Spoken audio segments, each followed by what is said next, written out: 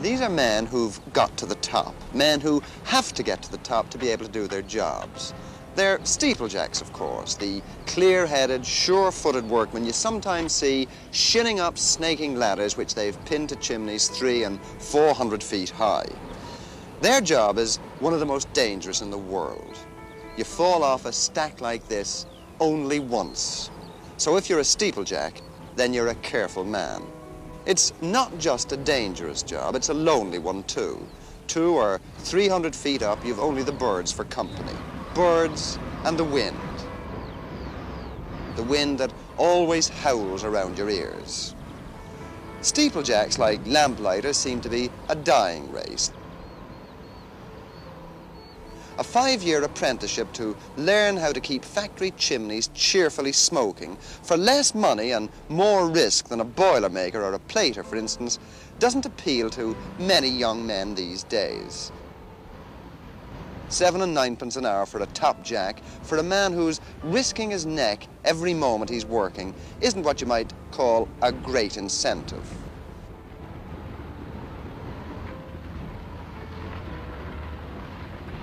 It takes more than a head for heights to be a steeplejack. You need good sea legs too, and a strong stomach, because the big chimneys can sway like a ship on a bad channel crossing. But chimneys are getting higher and higher. 1,000-foot monsters are already on the drawing boards. Power stations in Britain will soon have 650-foot stacks, and the scarcity of trained steeplejacks to build and to maintain them is worrying British industry. Some firms have a backlog of 6 or 9 months' work, and not enough men to do it. But one British firm, the biggest firm of steeplejacks in the world, thinks that it's found the answer to the problem. They've started a school for steeplejacks. The students are taught the theory and the practice of their trade. Now, the idea of this exercise is to get into the chair, pull yourself up, tie yourself off, and transfer from this chair into that chair without holding on to any of the scaffolding. Now, it's very important that you tie this knot properly because your life depends on it. Right, now I'll have a go and then you can all have a go after me. I'll show you what I want done. Pull yourself up. But it's sheer practical demonstration that really counts when it comes to showing you how to live in the air hundreds of feet off the ground. Transfer over to this one.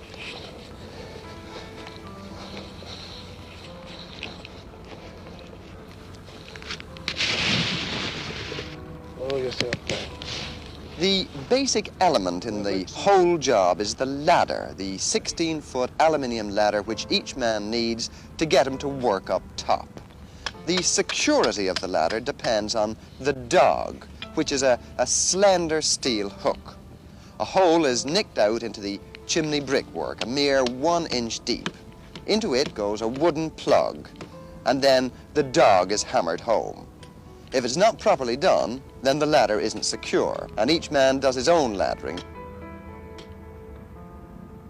This is his lifeline, and he wants his lifeline to be in his own hands.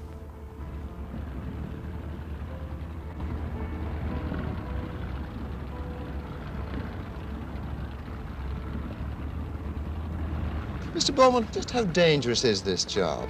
To a trained man, steeplejack work is quite safe. To an untrained man or poorly trained man, it's lethal. What particular dangers do they meet on a big stack, 200 or 300 feet high? Mainly due to the deterioration of the structure. The brickwork often becomes loose and bricks can literally be pulled out by hand from the face of the chimney. So they do take their lives in their hands every day? Oh, they most certainly do. What sort of accident rate is there in this job? Well, the steeplejack trade is alleged to be more dangerous than mining, but I would say on an average about 4 to 6 men, steeplejacks, are killed a year in this country. But as there are so few steeplejacks, it's a very high percentage. Have you lost any men yourself at any time? We have in the past, yes. What sort of qualities do you look for in a man who comes to you and says, I want to be a steeplejack, I want to join your course? But most of all, dependability. Fitness and general ability, alertness and keenness. It's no good having a man take the job just for the money. He's completely useless. What is the money?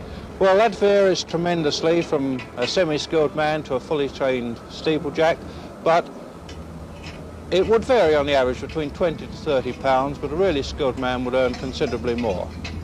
So the semi-skilled men, although they take the risks, they're not really very highly paid, are they? No, not as such, no. Have safety methods improved at all over the years? I would say so, yes, most definitely. Steeplejack work basically at the moment is as it was 100 or even 200 years ago, but far more care is taken of gear. The men are far more intelligent. They take a great care of their equipment because they realise that their lives depend upon it. What was your job before you took up steeplejacking? Well, I came out the Navy and then I went baking, you know, confectionery, wedding cakes and so forth. And what made you decide that you wanted to be a steeplejack? Well, the bakery I was in was underground, and I thought to myself, well, I might as well have a nice outside job. Not today, mind you. But in the summer, I wanted a nice outside job, so I decided steeplejacking. Well, what sort of things do you have to watch out for? Do you have to sort of go into any training or keep yourself physically fit or anything like that to be a steeplejack? Yes, you've got to keep yourself fit. You mustn't get too fat. You mustn't get overweight. This is one of the great dangers, drinking, I suppose. Yeah. You wouldn't want to go up there with very much of a hangover, would you? Yeah, I wouldn't mind. It wouldn't be blown away.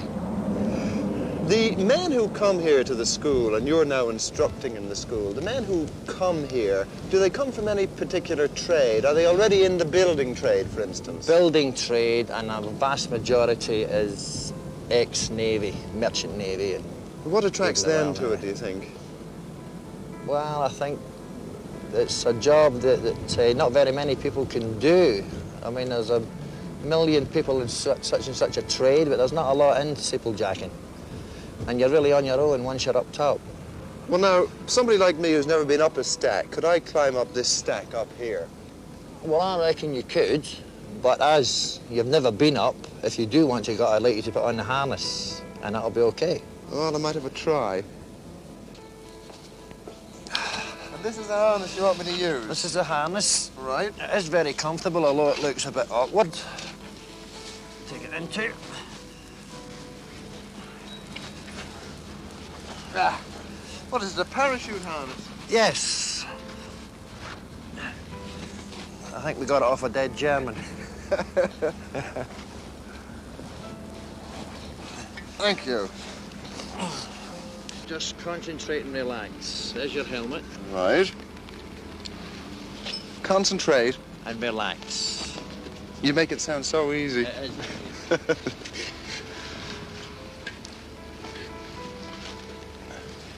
Well, this is a 120-foot brick stack, a boiler stack they call them, on a laundry in southeast London. They say that you get a lovely view of Camberwell from the top.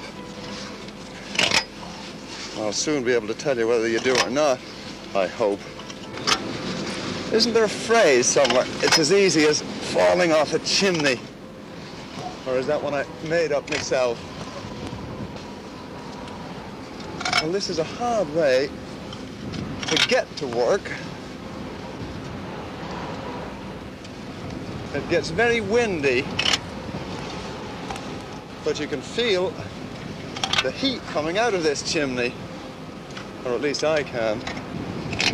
Oh, these boys can have this job. I think I'll come down.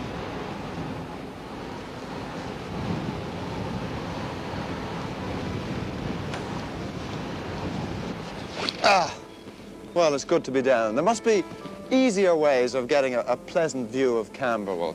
And I can tell you that there's plenty of room at the top up there for you, but not for me.